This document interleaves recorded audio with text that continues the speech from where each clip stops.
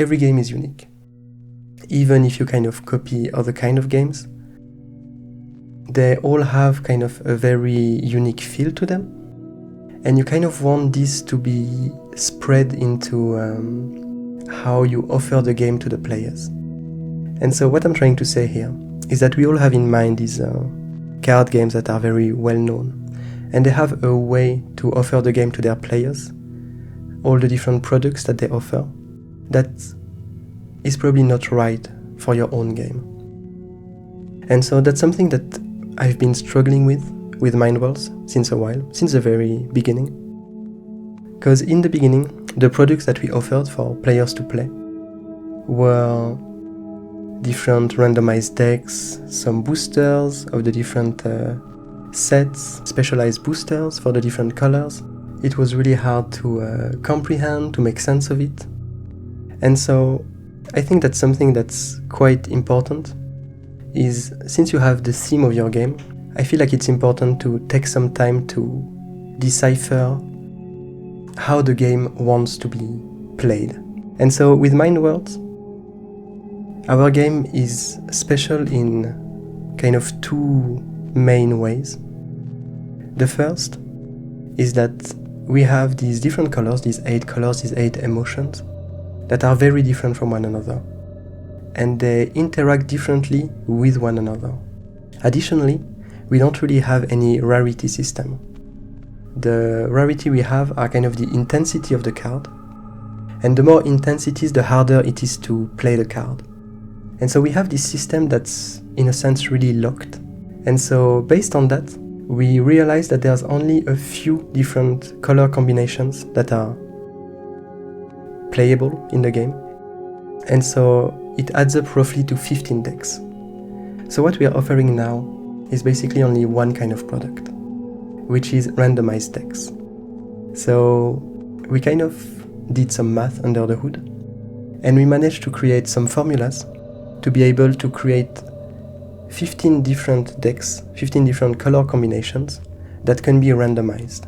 So basically we have something like 90 to 100 card pools, meaning that you imagine all the cards we have in all the sets, and we put them in different, you put them in different pools of cards, different tiny boxes, and every deck picks random cards for 10 or 12 of these boxes. And so we have this whole system that allows us to do that. And it's something that resembles a bit what Keyforge does.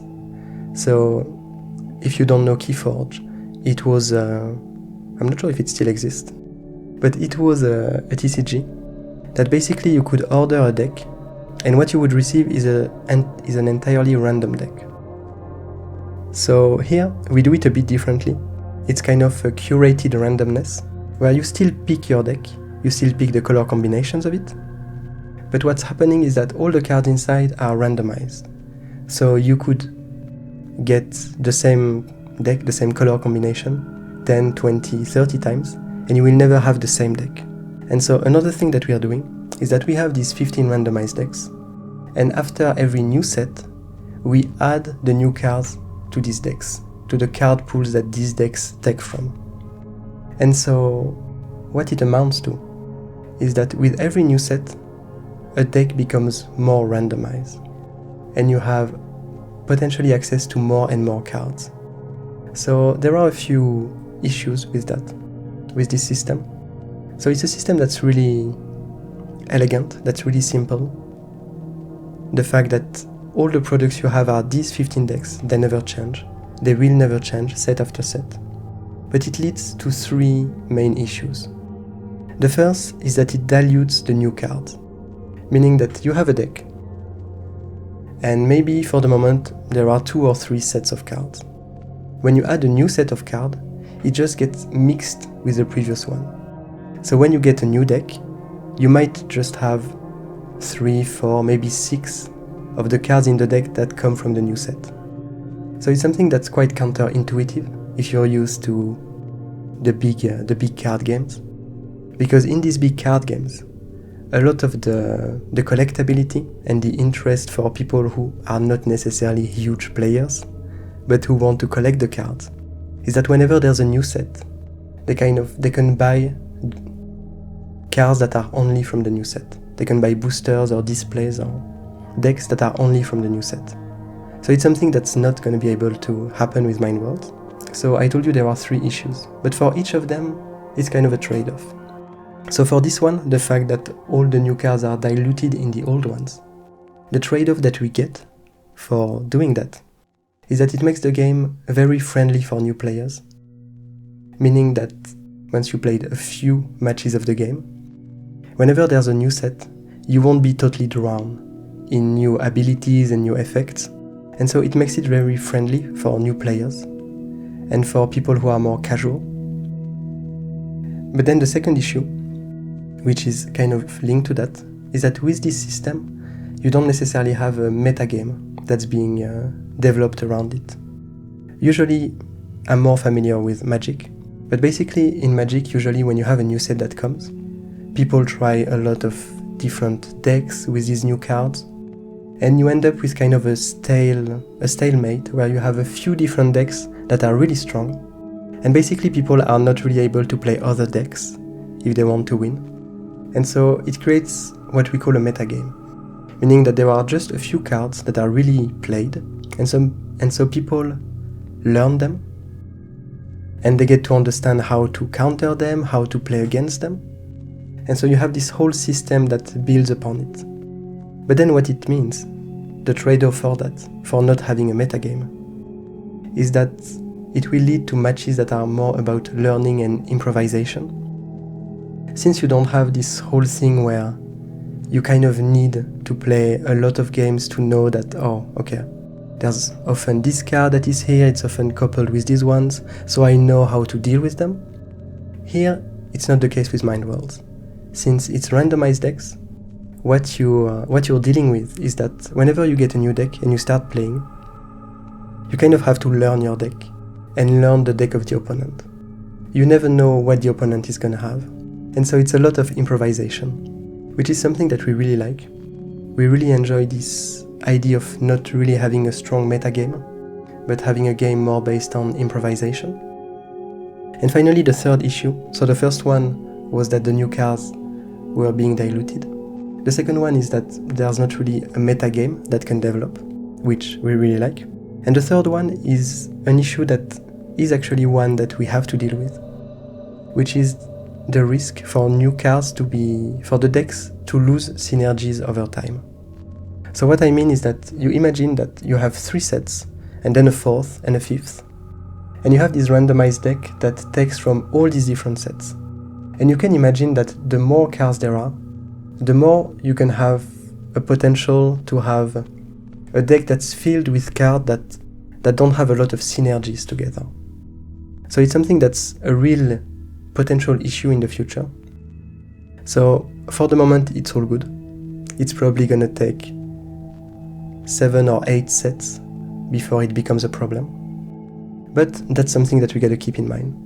And what we gotta do to try to mitigate that is to make sure that every new set, every new card can synergize with as many old cards as possible.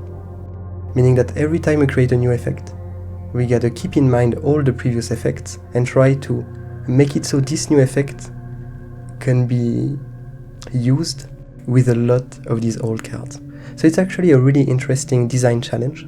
It gives us new ideas also, but it's something that we gotta keep in mind. And so we have all of these things that work really well with this system and really well with the game itself.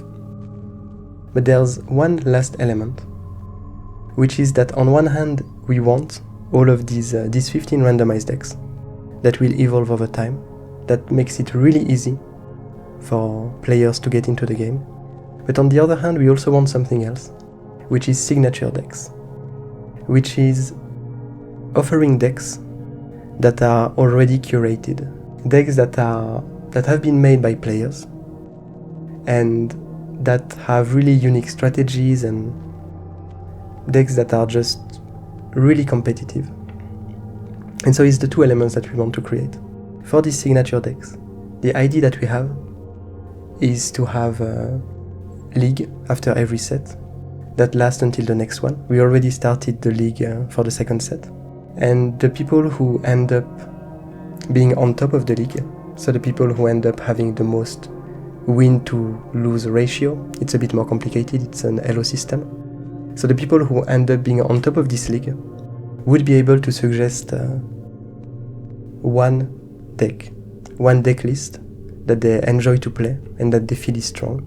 And we would end up creating a signature deck based on it, meaning a special deck with all these cards and with probably some nice elements inside of it.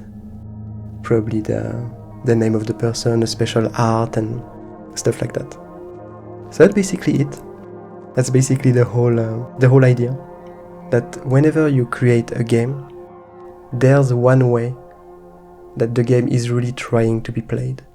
There's one way that the game, the way you designed it, there's one way that it wants to be distributed, that it wants to be showed to players. And it basically took us a year to find out this way for Mind Worlds. We are quite confident now that it's the way. It's the way that the game wants to be bought, that the game wants to be enjoyed. With improvisation, with learning, no meta game, but something really where you don't need a lot of prior knowledge, but you just come in, you have your deck, it's random, and you kind of learn as you go. I hope you find your own nice way to do that with your own game if you're making one. And otherwise, I hope you will enjoy this one for Mind Worlds.